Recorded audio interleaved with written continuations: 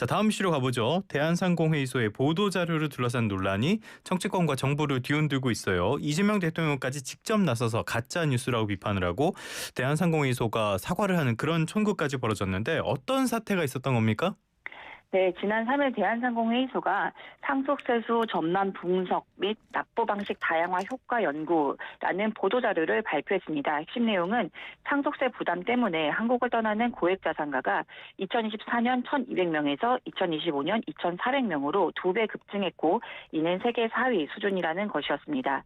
대한상인은 영국 이민 컨설팅 업체인 헬리앤 파트너스의 조사 결과를 근거로 제시했습니다.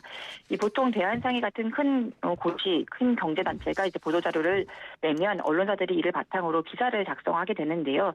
3일 방송뉴스 4일 조간신문에 이 같은 내용들이 일제히 보도가 됐습니다. 상속세 부담의 부자들 한국 탈출, 고액 자산가 2,400여 명 해외 이주 같은 제목의 기사들이 쏟아진 겁니다.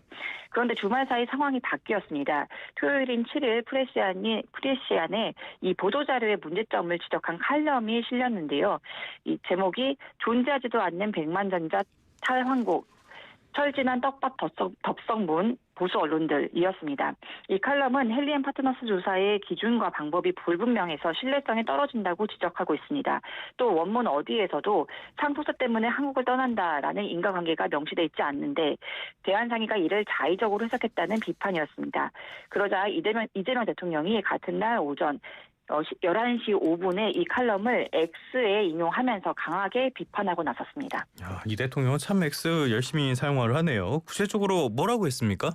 이 대통령은 법률에 의한 공식 단체인 대한상공회의소가 이런 짓을 공개적으로 벌이다니 믿어지지가 않는다라며 강하게 비판했습니다. 특히 사익도모와 정부 정책 공격을 위해 가짜 뉴스를 생산해 유포하는 행위는 비판받아 마땅하다고 지적을 했는데요. 주권자 국민의 판단을 흐리고 고의적 가짜 뉴스는 민주주의의 적이라면서 엄중하게 책임을 묻고 재발 방지 장치를 만들어야겠다라고 밝혔습니다. 대통령이 직접 특정 경제단체를 겨냥해서 이렇게 강도 높게 비판한 것은 매우 이례적입니다. 대통령이 직접 SNS에 글을 올리면서 이 문제가 정치적 이슈로 급부상하며 연쇄 반응이 일어났습니다.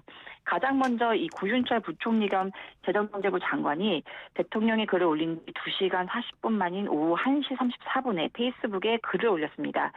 이 구 부총리가 작년 8월 1일 미국 협상에서 귀국한 이후 처음 올린 SNS 글이었는데요.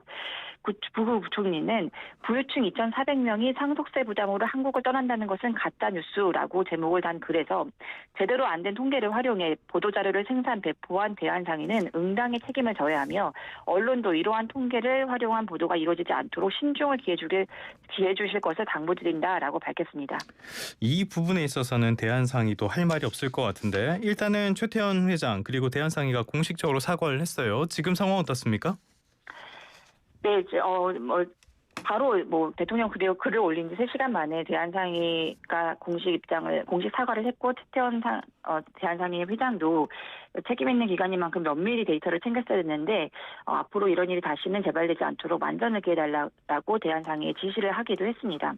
하지만 같은 날 저녁 6시 30분에 김정관 산업통상자원부 장관이 페이스북에 다시 한번 가짜뉴스에 대해서는 그 책임을 끝까지 엄중하게 묻겠다라는 제목의 강경한 글을 올리면서 사태가 더욱 확대됐습니다.